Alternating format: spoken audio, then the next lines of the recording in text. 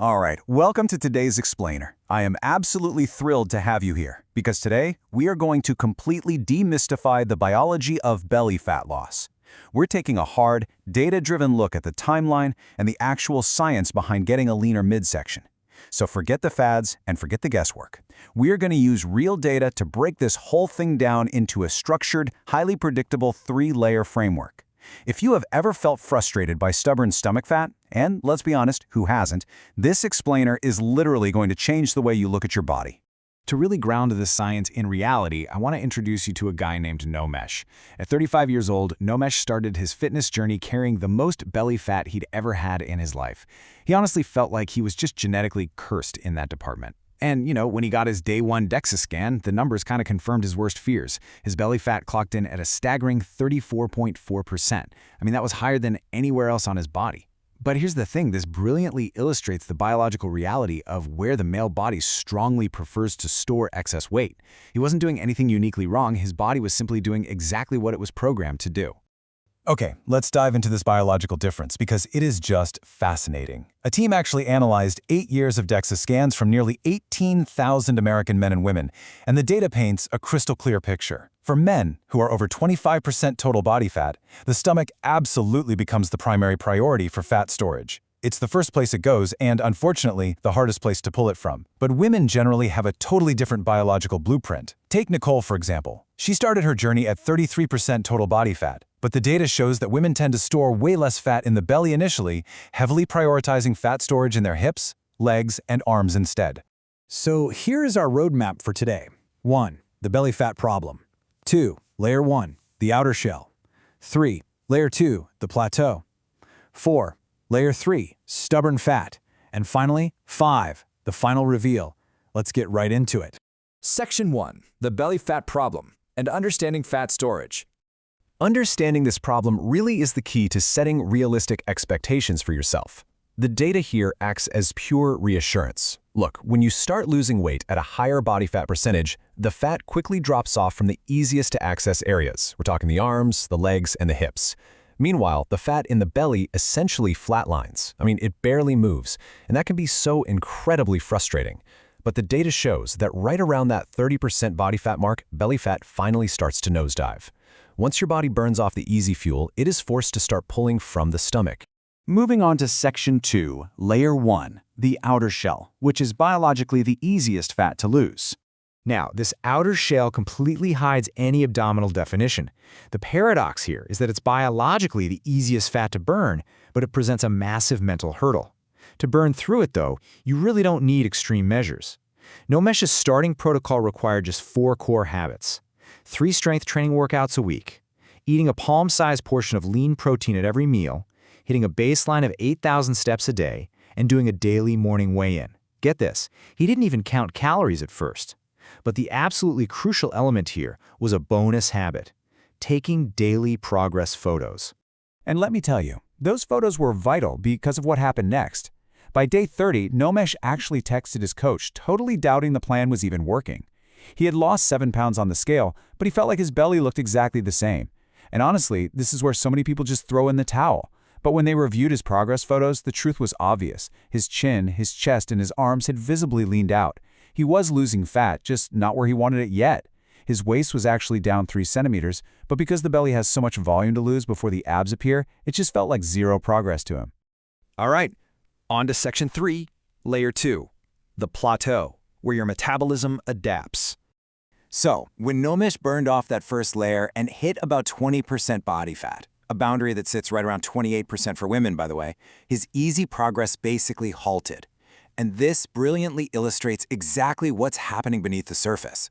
First off, because you've lost weight, your body just requires less energy to move around. It's exactly like taking off a heavy 24/7 weighted backpack. Furthermore, researchers have found our metabolisms handle this weight loss differently. Some people have what's called a spendthrift metabolism, meaning their calorie burn stays pretty high even in a deficit.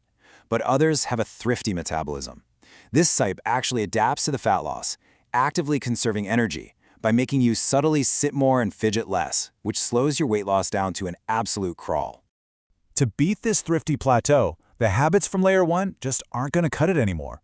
Nomesh bumped his steps up to 10,000 a day as sort of an insurance policy. But more importantly, he had to start strictly tracking his calories.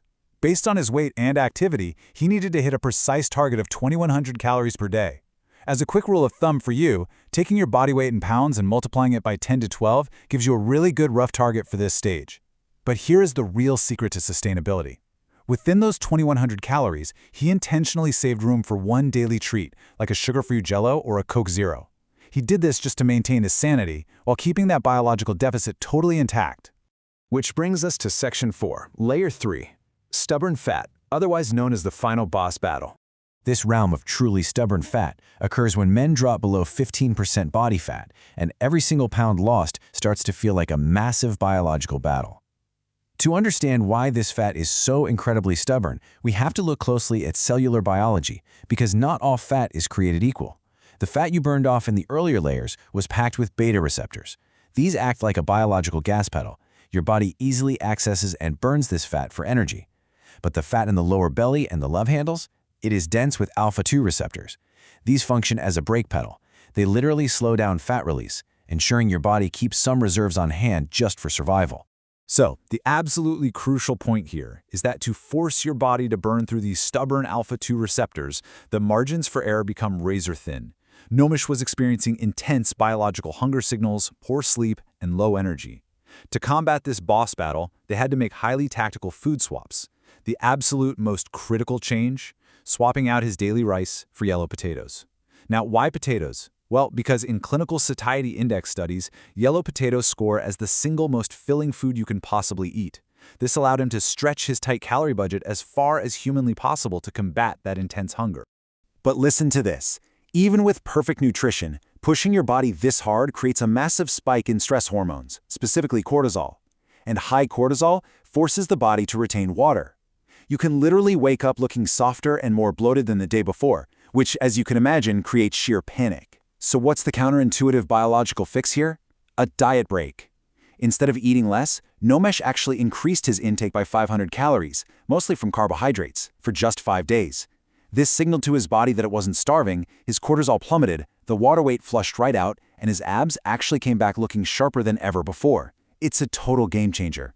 And that brings us to Section 5, the final reveal, 275 days later. Let's move to the climax and see how this all builds up. After conquering the biology, navigating those tough mental hurdles, beating the plateau, and finally defeating those stubborn alpha-2 receptors, let's look back at Nomesh's timeline to put this whole journey into perspective. Day 1 was his 34.4% starting point. By day 30, he was navigating that immense mental struggle of not seeing changes in the mirror. By day 90, he finally cleared layer 1 and started seeing upper ab definition. And ultimately, it took 275 days of slow, steady, biological compliance to achieve elite conditioning. And guys, the final DEXA scan data is absolutely staggering. Nomesh's total body fat dropped from 29.5% down to 16.7%. But remember that highly stubborn belly fat? It plummeted from 34.4% down to just 13%. That is a massive, incredibly reassuring drop of over 20 percentage points in the most stubborn area of his entire body. And perhaps the most impressive biological feat of the whole shebang? Throughout this 275-day deficit, by keeping his protein high and continually strength training, he actually gained 7 pounds of lean mass along the way. Just incredible. The biology is clear, the fat distribution is predictable, and the roadmap, well, it's sitting right in front of you. So my question to leave you with as we wrap up this explainer is this. Based on the data we've looked at today, which layer of belly fat are you biologically in right now, and what is the one structured step you will take today to push into the next layer? Thank you so much for learning with me today, and I will catch you in the next explainer.